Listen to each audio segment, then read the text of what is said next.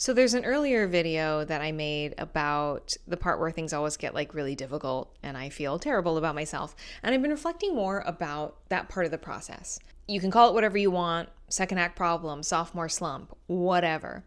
But I had a realization that when it comes to process, really with anything, what I experience is initially this sort of surge of dopamine probably, and I'm really excited about being here and doing the thing and exploring, and I don't have to hit my marks yet or tell a story. I'm just exploring and meeting new people, and it's so exciting. And then all of a sudden it is like falling off of a cliff of morale, and I start feeling like I am so incompetent and so bad at everything, and why should I even bother? And they probably cast me out of pity, and all of these sort of fun little anxious people thoughts that I have. And I realized the other day that there is a process that I thought happened on a macro scale in life, but it actually happens on every single thing I do.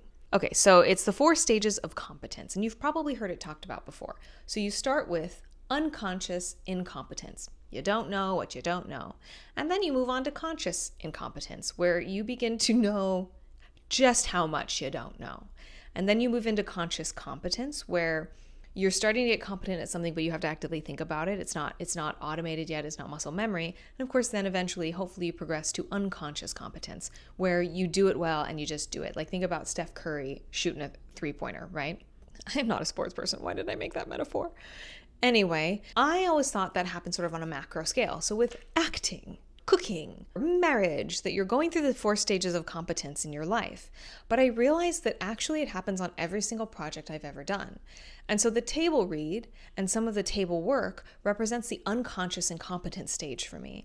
I'm just out here exploring and having a good time. I don't yet know all the things that I'm gonna have to do and the versions of this scene I'm gonna have to iterate during rehearsal. I don't know that yet. So I'm just sort of joyfully cavorting. And then we get it up on its feet and we start working it and shaping it, and I head straight, I land just right in conscious incompetence. And I hate this zone.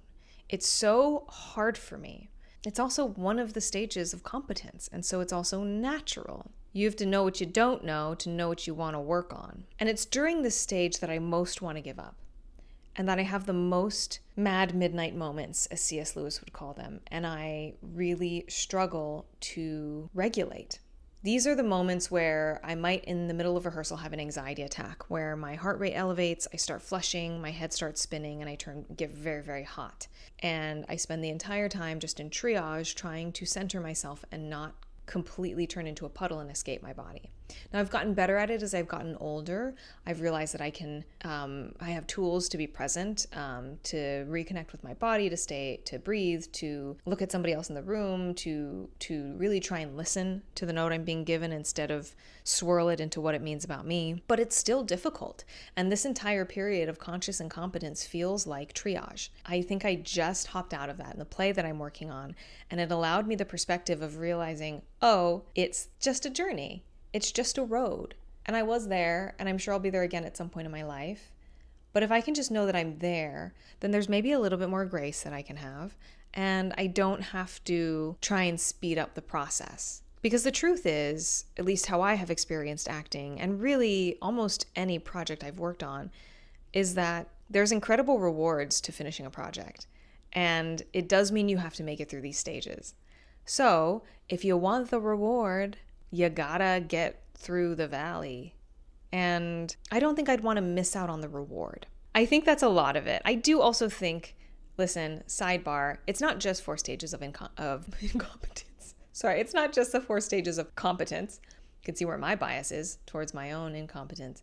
But it's also that when you do anything, I think the beginning is a very tender and vulnerable space. And then when you start iterating and you start needing to shape, you're still in a vulnerable space oftentimes. And you have to do all of these things with new people, being this raw, open wound of an artist or a person. And that's a really challenging place to be. It's also a really lovely place to be. And I do think that to some extent, this is what grows us, is the ability to be in these tender and vulnerable spaces and continue the work. There's a great line in a Hosier song, it's called Damage Gets Done, and the lyric goes, I heard once, it's the comforts that make us feel numb.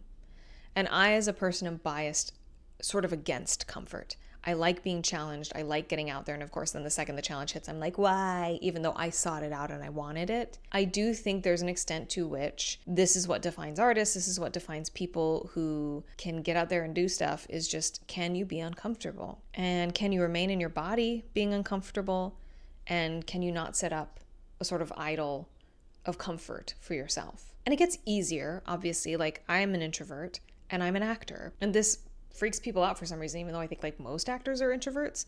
They're like, how do you do it? And it's not that I'm like incredibly brave. You just get used to uncomfortability and you get used to risk. I do think this is also why it's important to take on different challenges though, constantly. Like I was feeling really comfortable in TV and film. And like, I feel like you could put me on a set tomorrow on a procedural as a series regular and I'd be like, let's go, let's do it. I would probably feel pretty comfortable, both because I produce and act, but also just because it's been a while that I've been doing it. But I haven't done theater in a long time. And so jumping back into theater has been such a challenge and has really, really, it just ratcheted up that vulnerability and it ratcheted up that raw, tender space. And it made me question things I thought I was done questioning. And I think that's so important. I love remaining flexible in my mentality, in my perspectives, in my methods. I love it. I think flexibility is one of the most incredible tools we can have as human beings. The other thing I will say about this sort of sophomore slump, past the table work, you're getting it on its feet,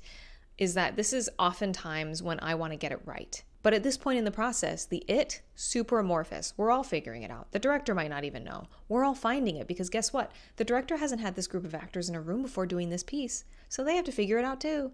We're all figuring it out together. So wanting to get it right when right is not defined is not only an impossible task, it's very vexing and frustrating. And I don't think that it helps. Approaching the work with hey, we're all just finding it, let's play around, is, I think, very, very valuable at this stage. And it's something that I hope to cultivate more of in the future. But also just realizing, hey, it's okay to be at a stage. It's okay to be in conscious incompetence. Just keep going. Because on the other side of that is conscious competence. And hopefully someday unconscious competence. And even if you don't ever get there and you just give something up at the conscious competence stage, hey, you went on a journey. So that's nice too. And you didn't quit the journey at the hardest part. You pushed through, you made it to the less difficult part, and then you got out. Who cares? There's no rules. Anyway, yeah, those are just further reflections on the process and why it gets so difficult for me at certain stages. Anyway, I hope that this was helpful. Who knows? My goodness. Look, we just be out here. I don't know what I'm so tired also. I'm like teching until late at night and I'm not a nighttime person. I've had such weird dreams. Okay. Thank you so much for tuning in. Leave comments below if you have any questions or if you want me to cover anything else. I do a lot of things in my life. I am a food prepper. I'm studying NASM. I work out. I produce. I act. I research a lot of stuff that I probably shouldn't, just because I should probably pick a lane. I don't know. Whatever. Anyway, if you have any questions, let me know, and I'll see you next time. There's always this. So I shared in an early. Okay. Outro sucks.